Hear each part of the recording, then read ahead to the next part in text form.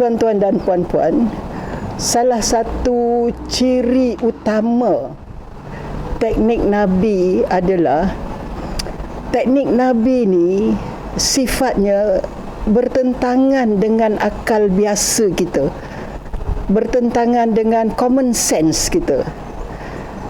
Baik, sebagai contoh, common sense kita mengatakan apabila kita tengok orang tu di depan kita dia buat silap,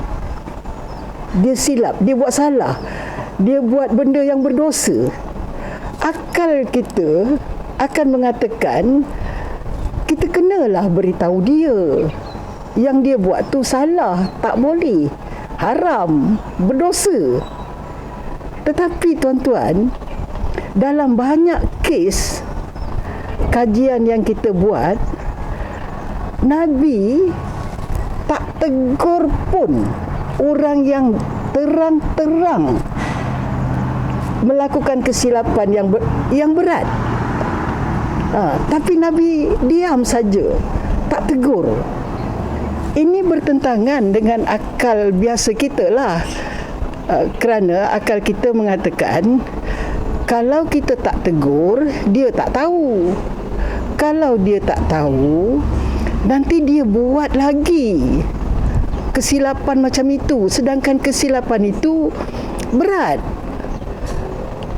Contohnya tuan-tuan, dalam agama lah dalam agama kita tidak dibenarkan mendedahkan aib kita sendiri. Tak boleh.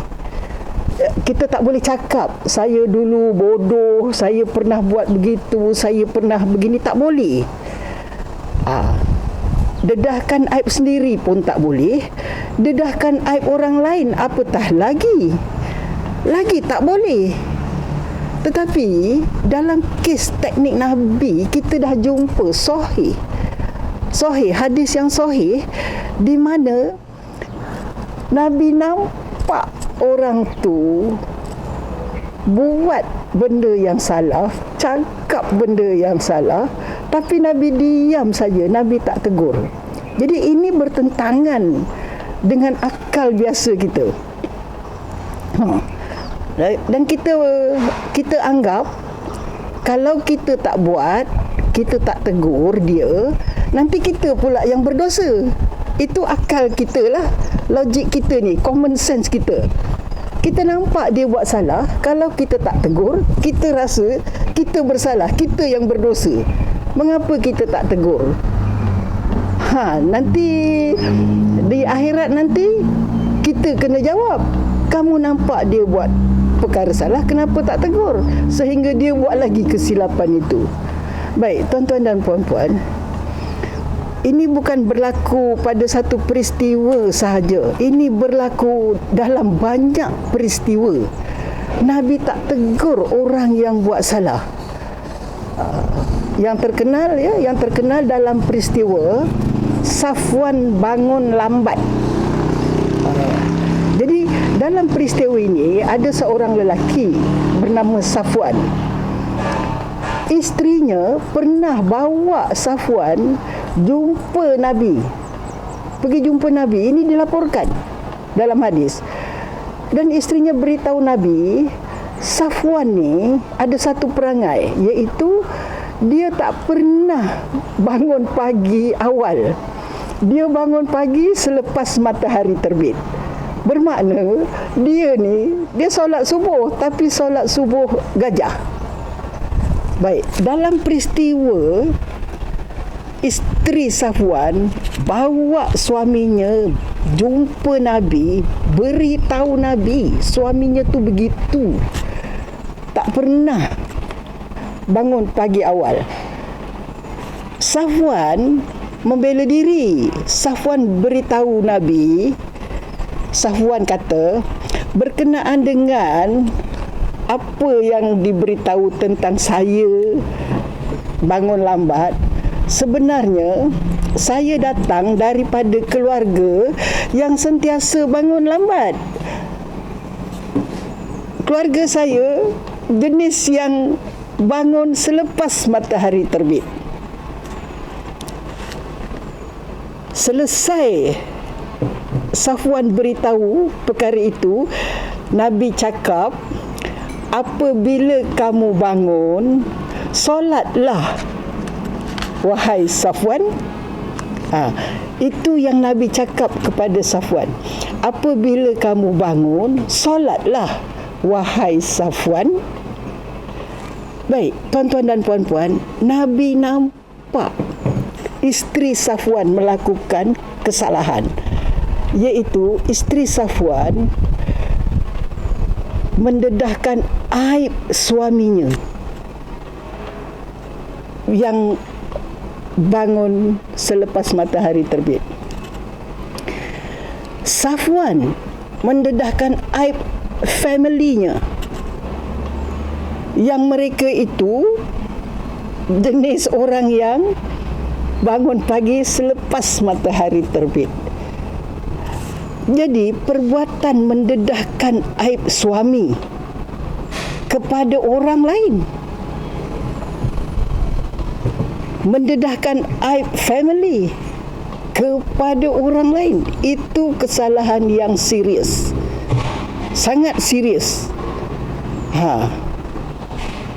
Namun pada peristiwa itu Nabi tak cakap pun, tak tegur pun isteri Safwan dan Safwan. Nabi tak cakap, wahai isteri Safwan, kamu tidak boleh mendedahkan aib suami kamu. Nabi tak cakap, Nabi diam saja. Kepada Safwan, Nabi pun tak cakap, wahai Safwan, kamu tidak boleh dedahkan aib family kamu. Tidak. Dalam peristiwa itu, Nabi cuma cakap, apabila kamu bangun, solatlah wahai Safwan. Itu saja. Jadi tuan-tuan dan puan-puan, ini satu contoh bagaimana teknik Nabi ini bertentangan dengan akal biasa kita. Logik yang kita diajar di sekolah, logik yang diajar oleh penceramah-penceramah kepada kita, iaitu apabila kita nampak kemungkaran, kita kena cegah kemungkaran itu. Jadi isteri Safwan melakukan kemungkaran, Safwan pun melakukan kemungkaran, tapi Nabi tak tegur pun. Nabi pura-pura macam tak dengar. Nabi pura-pura macam tak tahu. Mustahil Nabi tak tahu bahawa isteri Safwan itu melakukan kemungkaran. Mustahil Nabi tak tahu bahawa Safwan itu melakukan kemungkaran. Itu mustahil.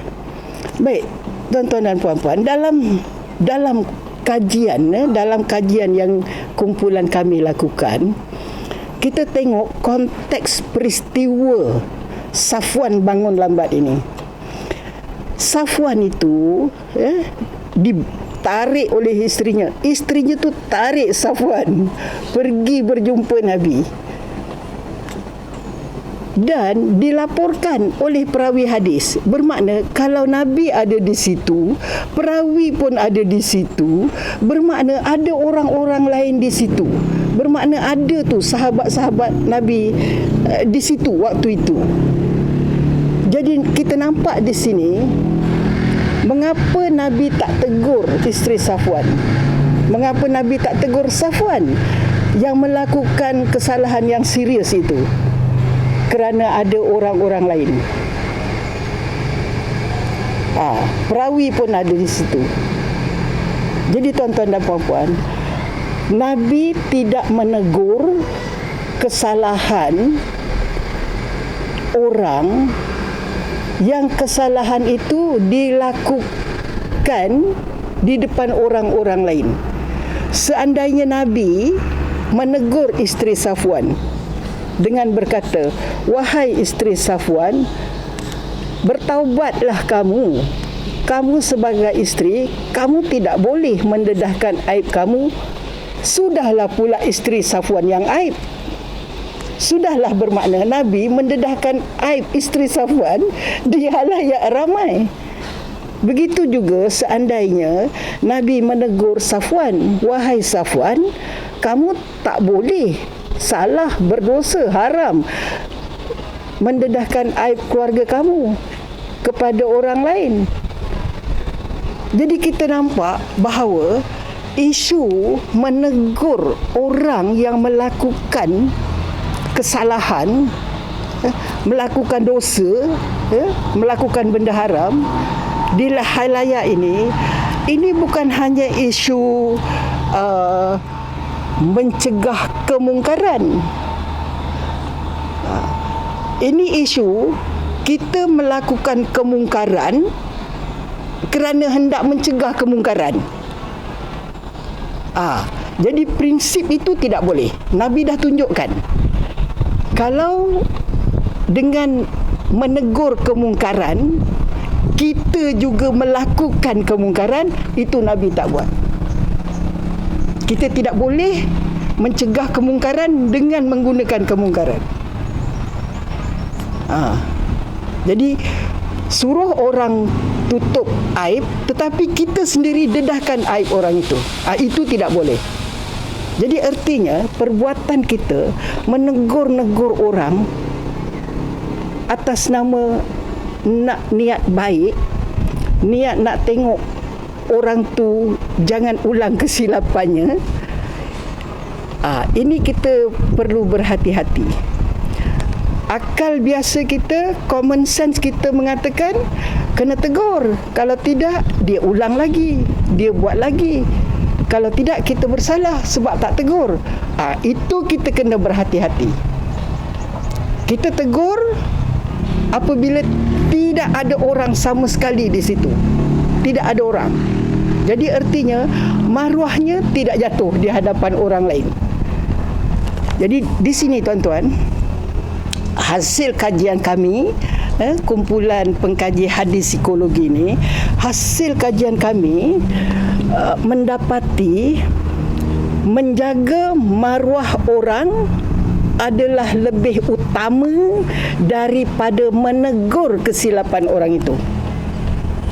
Jadi dalam kes Safwan bangun lambat, menjaga maruah isteri Safwan dan menjaga maruah Safwan itu lebih utama daripada menegur kesalahan mereka. Jadi Nabi jaga maruah mereka berdua dengan cara tidak menegur kesalahan mereka. Ini yang dikatakan teknik Nabi ini bertentangan dengan akal biasa kita. Akal biasa kita mengatakan tengok benda salah kena tegur. Tetapi bila kita tengok kaedah Nabi, tidak. Menjaga aib orang itu lebih utama daripada menegur kesalahan orang itu.